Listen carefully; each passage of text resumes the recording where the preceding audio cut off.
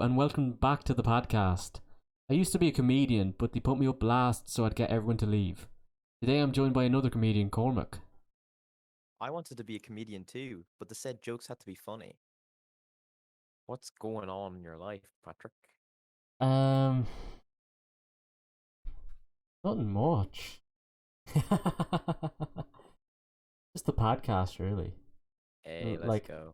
I've, I'm not back to work yet. I still haven't got a response from You management. haven't called you back yet, no? I sent an email out. I got an automated response, and Oh, fucking automated response. That is so ass. it's so bad because it's like I want to get back to work. Um, Anyone listening, I work at I don't think I should mention the name. Yeah, I don't think you should mention that. I work at a hotel and golf resort. I am a groundskeeper and gardener. Mix and match. So early mornings are my strong point. You know, it's great to wake up, listen to the birds, Yeah, I love waking up too. taking like it's the little things in life. Um, the little things in life that matter. And I don't think people um take that for what it is. True. Like sometimes, you know, they call them the little things because they're easy to glance over. Hmm. So it's like, you know, when I'm driving along on a buggy, going out to, I don't know, rake a bunker, maybe you see like a pheasant or something, or like even like a squirrel. You know, in the bigger picture, like if you said, I saw a squirrel today, it doesn't sound that interesting, but still, it's like Yeah. just taking a moment out of your life, forgetting about everything that's happening, Hmm. and just experiencing life for every second that we're given. Yeah. How about you? How's your work going? Wait, sorry, your mic's gone out, but How's your work going? I hate it. I hate it so much. I hate it. Tell the listeners what you do, what like about your work. Oh. So my job is making mattresses in a factory that makes furniture, That sounds and comfortable. it is the like you think, oh yeah, mattresses, they're comfy. Yeah, making them isn't. So it's just like you're standing up all day. So I today I work from what was it, 8 to 5. Usually it's like half 8 to 5, but like I don't know, I just had to work earlier, just like based on like my lift, like Yeah. because my mom also works Does she work different hours than at you? like the building or whatever. No, she works the same. She just has to get in a bit early. Yeah, she needs to get in early, but the thing is, like, she could be late, and it probably wouldn't make a difference on like what happens to her. But like for me, because there's like a thumb scan, Oh yeah, yeah. I have so that as well. so if I miss it, I'll just get deducted. I don't know what the deduction is. I But know, I know where I work. We do a thumb scan. I think they take out like either half an hour or 15 minutes. Even if every half an hour, 15 minutes, they no, only. like if I scanned in at say if I started at 7, Yeah. I scanned in at 1 minute past 7.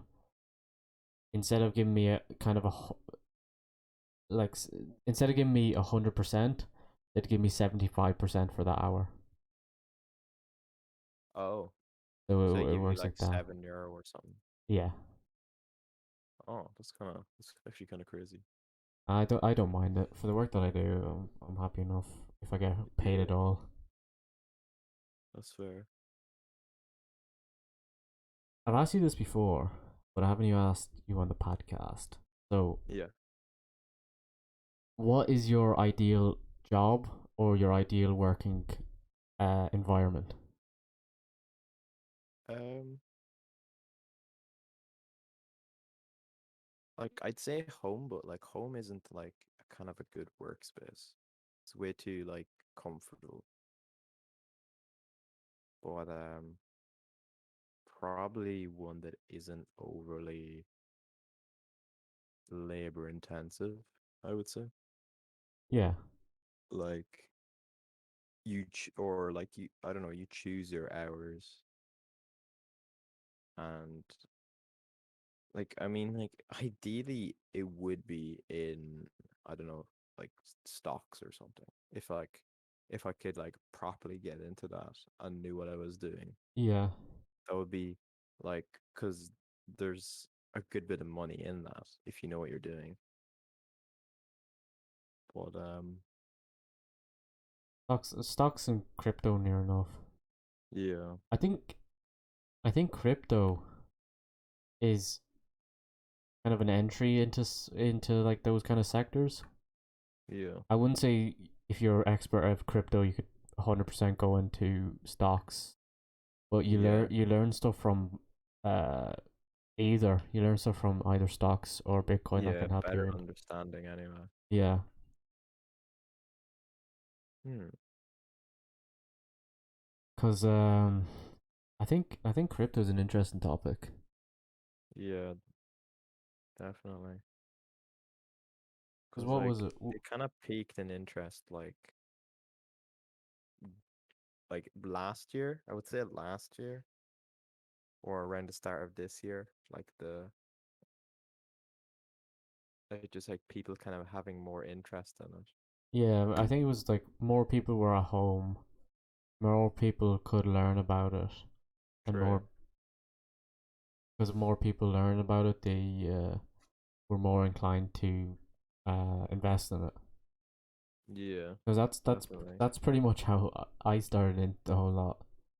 'Cause what was it? Mm, I think I bought in the first time I bought in, and it wasn't a mad amount. It was like less than €100. I think yeah, I think Bitcoin was at 18,000. This was $18,000.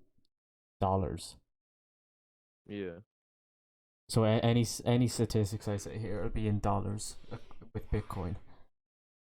And like I think I told you to about it when it was like about 23 or 24 or something like that. yeah. Because I kind of saw in the market that there's the potential for companies to pick it up as a kind of like trading currency. True, especially with like a lot of things being online. Yeah. So it's like I think especially purchasing stuff online, I think it might become a kind of a maybe Yeah, not for a sure. maybe not a staple like PayPal, since Yeah, PayPal is but so like easy to use as like another kind of as an alternative. source. Yeah, It's like you have a bank account and you gain interest in your bank account. You could yeah, put money in your Bitcoin wallet. You can gain interest on that. And the risk is you could also lose on that, lose interest. true. Whereas like it's it's also an investment as well as a payment. Like, because with your currency, like currency in general, like it stays around. It goes up and down, but it generally stays around Yeah, the same not amount. that much. It holds it holds its worth quite well. Like within reasonable, like Yeah, depending no. on like if a fucking country just decides to collapse. Well, But look at Sorry to stop you there, but like look at what Brexit did to the pound. I true, remember going over to seeing family in Liverpool, and I was happy that I got I think 77 cents or 77 pence. I forget which way it went. Um, per. That was like, and then when Brexit happened, but that's the thing with currency. It takes near enough a real world change. yeah, Where if you look at Bitcoin, social media can influence cryptocurrencies as much as Brexit influenced the cost of the yeah. pound. Hmm. Your opinion on Dogecoin? On Dogecoin. Yeah, Um, I mean, I I think it. think Go ahead.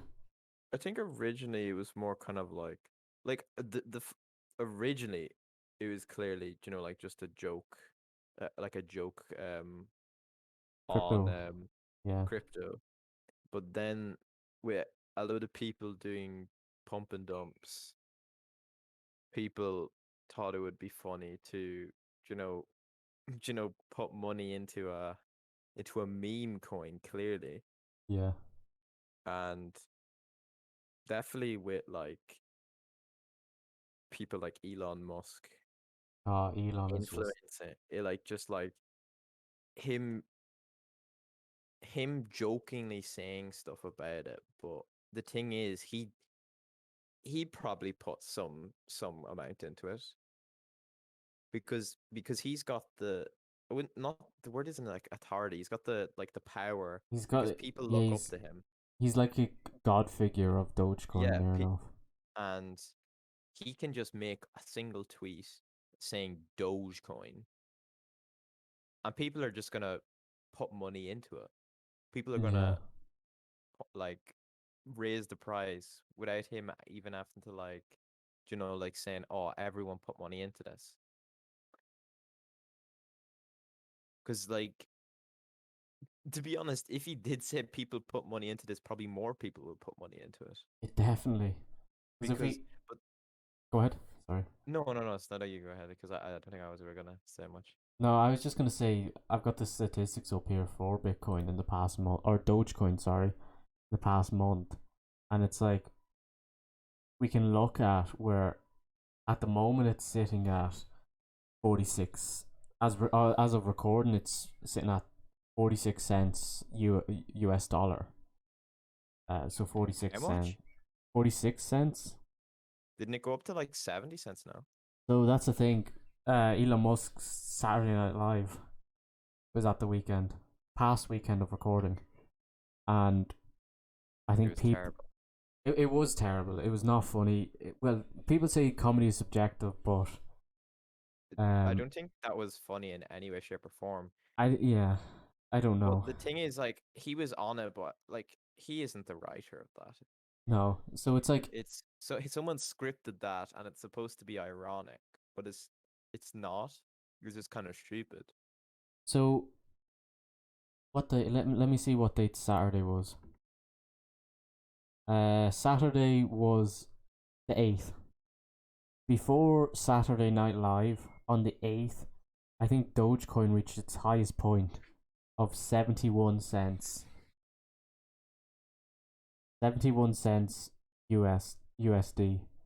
And then after that, after he was on it, it plummeted 30%. Jeez. And it's still going down at the moment. There is a little spike. The only problem with Dogecoin is you look at the market cap for it. But the market Yeah. cap for Bitcoin is reasonable. Ethereum, it's also reasonable. You look at BAT, it has a high enough one, but if you use Brave browser, it's providing you with that. Yeah. So with the amount of people using it, got a high enough cap, but since it's easy available, where you mine Bitcoin, you need to put a bit of money into mining Bitcoin. Same with Ethereum, where BAT you need to just use a browser. Just use the browser. Where it's nearly at its market cap. It's not there yet. I think it'll still take a while, but it's still got its market cap. Dogecoin has no market cap whatsoever.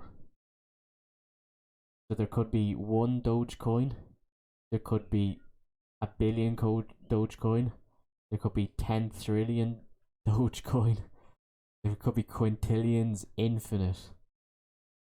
So when you have something as at an infinite kind of availability, um, it's very hard for it to maintain its value. Exactly. Yeah. So I think I think to predict Dogecoin, the values of Dogecoin, I don't think you need to be in uh crypto. You don't need to be in stocks. You need to be in social media.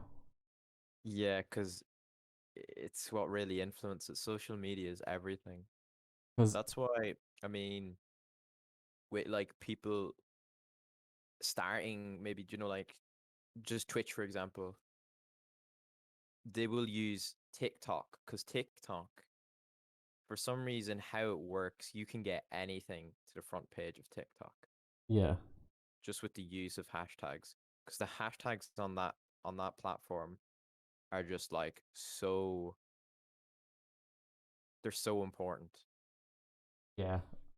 Where you look at other, if you want to get something big on Instagram or Facebook, you're looking at paid promotion. Near enough. Or a pretty face. A pretty well.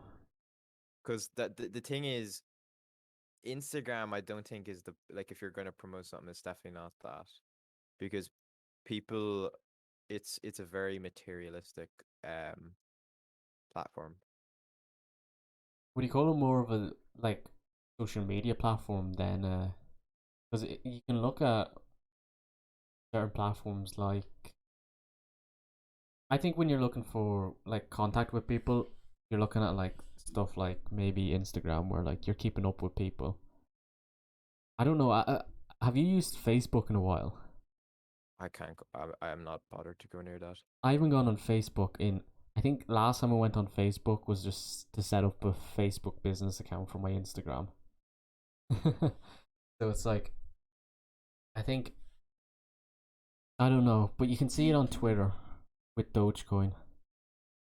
You influence Twitter and Reddit Yeah.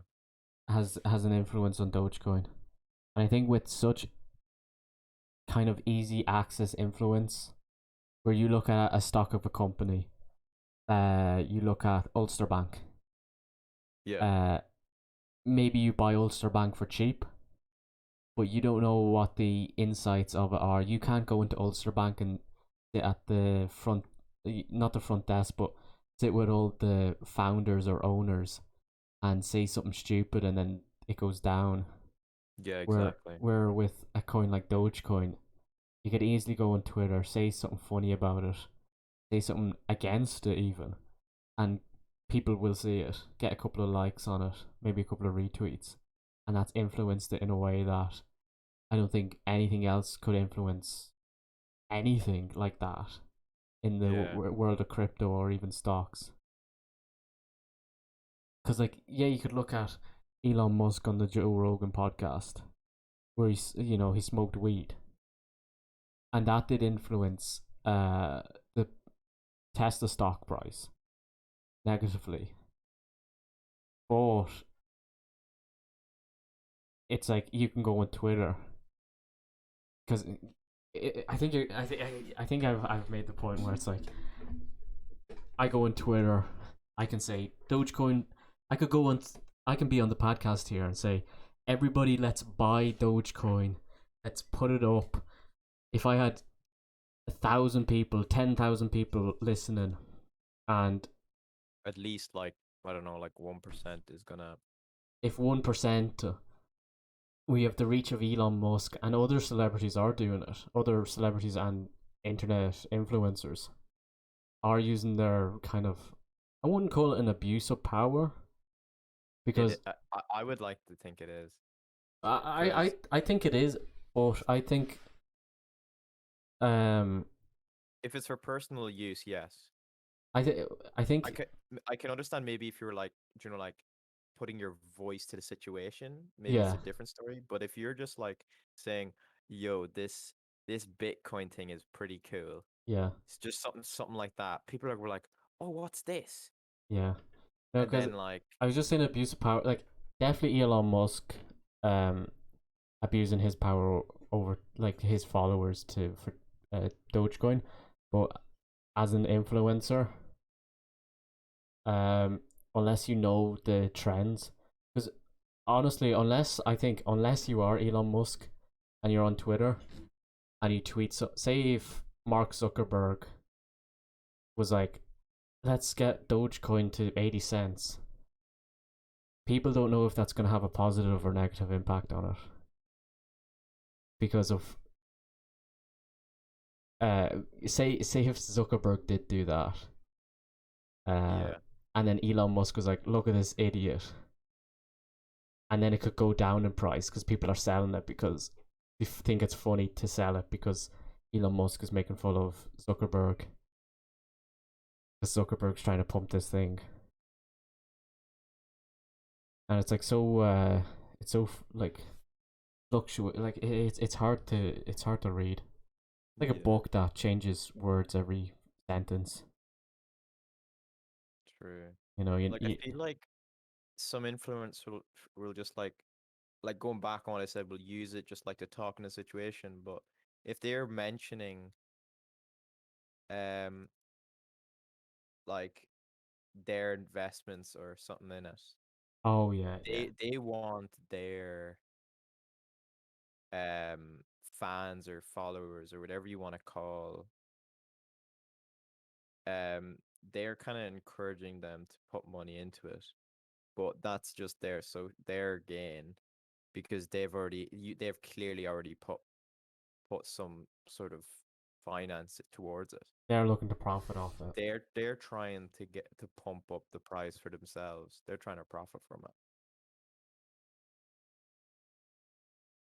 And it's like almost like a non-risk gambling Yeah, if you because they yeah don't if yeah because you could put like I don't know, it's not like putting a certain amount of money on like black on roulette. Like it's a 50-50. it's a 50-50 chance that you're But gonna get your without yeah this, you could just do this, and no matter what, there's someone going to put money towards it. yeah So you're guaranteed, even if it's just a small influx,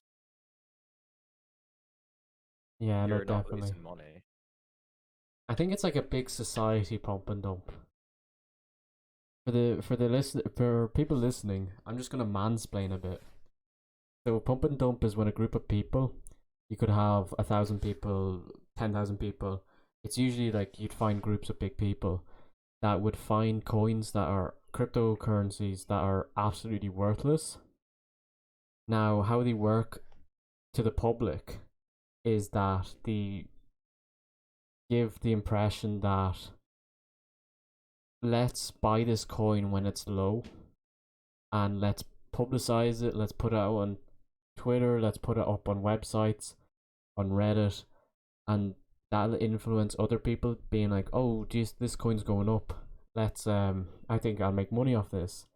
Where when those other people, not a part of the dump, purchase, then that's when they all sell and it plummets the price of the coin. So they've literally just pumped it and then dumped what they've dumped the coin. Um, in reality, it doesn't work like that. You'd have a group of organizers where they'd pick out a coin, and before the market closes, they'd put crazy amount of money into it. They'd put 10,000 something, something that might put it up a little bit, but without people knowing what coin it is, it would near enough still be like worthless. So what they do then is they go to their followers and they say, "This is the coin we picked. Uh, pump it. Let's buy it and then let's sell it." So they'd tell their thousands of followers, because there's a Discord group that we used to be a part of, a pump and dump, that had, I think, was it 200,000 people in it or something crazy. And if you tell 200,000 people to buy a coin, the majority of them are thinking that they're going to make profit. When in reality, when that coin hits, 200%, 300% higher than what it was at the start, then they release all their stocks. They sell the coin, and that's what kind of ruins it. Exactly. So I think it's a kind of a scummy way to do it, but they're using their influence to kind of get people. It's scummy in a way where you're giving people false hope, thinking that everyone's gonna make money when the small majority of people who get into the coin first they're realistically only going to be the people who are making actual money. The rest are either making nothing. You could make double, but it's very unlikely. You'd have to be like super fast. You'd have to be super, super You'd have to fast. literally buy and then immediately sell. Yeah. Otherwise, because if you wait, And then that's one of the problems with the pump and dumps. It's that if you have 200,000 people that you've just told to buy this coin, if 10% of people actually do it, that's 20,000 people. That's 100% going to crash the website that you're using. So you will most likely be blind to what is happening because you won't be able to see real time statistics because there's another 19,999 people doing the same thing that you're doing. And at the end of the day, some of these websites don't have the capacity to hold them. The real world events will be paused, and you don't know if you're losing money or if you're making money.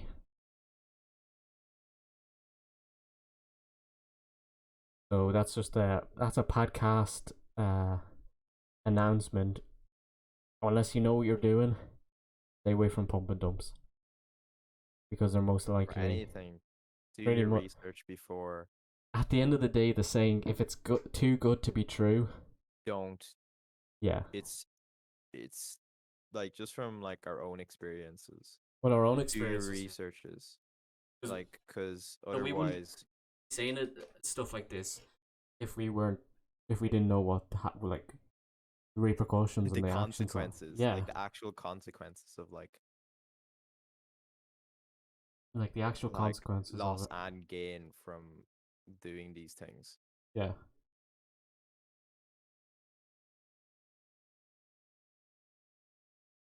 Because at the end of the day, it's all a learning experience, it is. Yeah, and because it's best to actually do your research beforehand and don't just jump head first, because it might actually put you in a bad situation, way it worse than yeah. you actually were in the first place. It's like pulling a slingshot the other away from you. Exactly. Unless you know, Aiming at yourself yeah. and If hoping it doesn't knock your eye out. you hold the slingshot, you pull it away from you instead of pulling it towards you, and then thinking this is gonna go in. This is gonna go forward. This isn't gonna hit me. You let go of it and it hits you. Financial Russian roulette, pretty much. Yeah, you let go of it and it hits you. But that's the good thing because you've learned from your mistake. True. And unless you're very stupid, you won't do it again. Exactly. You'd you'd realize what's gonna happen at the end. I think the only like you'd probably be stupid if you actually end up making somewhat of a tiny profit and you're like thinking, oh, I made money, and then going into it again Yeah, thinking that you'd get the same outcome. especially it's the same with like gambling sites. Exactly. Gambling sites will pull you in with wins. Um, if you, I remember doing this. This was a while ago. I don't do slot machines or stocks or not slot machines. I can't do horse racing anymore. I've been banned from that. I've set limits on all my gambling sites because it used to be a kind of a release of sorts, but over that hurdle. But slot machines will bring you in by you go in and you say you have €10. You go, I'll do 10-cent bets. I know from experience, the first time I did that, I was brought in with free bets, free spins. Spun it 10 times, won €5. I was like, that's great, I'll keep on going. €30, and then €40. So I was up like crazy amounts of money that I hadn't put in. But then that's what they get you because they know you're addicted now. And it's only at that honeymoon period where everything's sparkling.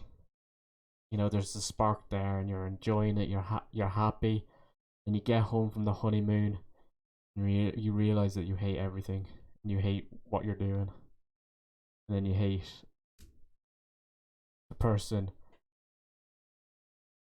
the person, you're with, and the person that you become, and you get Sure. over that. But once you get over that hurdle, that's it. Like, I'm over that hurdle now. I wouldn't go back to any of those stuff. Maybe horse racing, the Argentinian horse racing.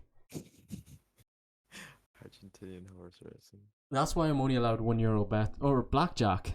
Blackjack. I only bet on blackjack because it's €5. €5 a month. I have a limit on my account. I think last time I haven't done it in a while. Last time I came back with about 600. But at the end of the day, I'm not saying, hey guys, everyone listen to the podcast. Go out and play blackjack. It's easy money. Because it isn't. Because it isn't. You have to know what you're doing. You have to know what tables to And sit at. the thing is with blackjack as well is like or anything, it's a game of chance. It's there's You have to no, know what you're doing, but yeah. you can't guarantee that even if you know what you're doing, that it's gonna work out. There's no It's not. way. The only way you can win at gambling is to not gamble at all. Exactly. Um, but you have to know. You have to know first off. Have to know when to stop. You have to Know your limits. know your limits. You have to, As they say, when the fun ends, yeah. stop. When the fun ends, stop. When you're not having fun anymore, reevaluate what you're doing. Even look at yourself in the mirror and go, yeah, that's, is this the person I want to become? Because even those times with blackjack, I said that last time I took out €600 from starting with five, I would have been €700, but I made a stupid bet at the end, being like, well, technically I didn't put this money in. It's the money anyway. But you don't win. Even if you know what you're doing, you don't win at the end. You could talk to. I've watched so many TED talks about pro blackjack card counters, and the one thing I got from it is you will have losing days, and this goes for life as well. This is good life advice. You will have losing days, you will have winning days, but you need to know. You need to look at those losing days, see what went wrong, and then next time, don't make those mistakes. You know, maybe it's shit advice. Maybe you're listening to this like this guy has no idea what he's on about. But this is, even if there's one person listening that takes this advice and runs with it, that's good enough for me. I don't care if 99% of people think I'm talking shite. If there's just even 1%, that's fine with me. Thank you for listening to the podcast. If you listen for 1 second, 2 seconds, 10 seconds, for the whole thing, I really appreciate it. And have a good morning, good evening, or good night whenever you're listening. And let's have a good day. No matter where we are, we can do something that makes us happy. Bye.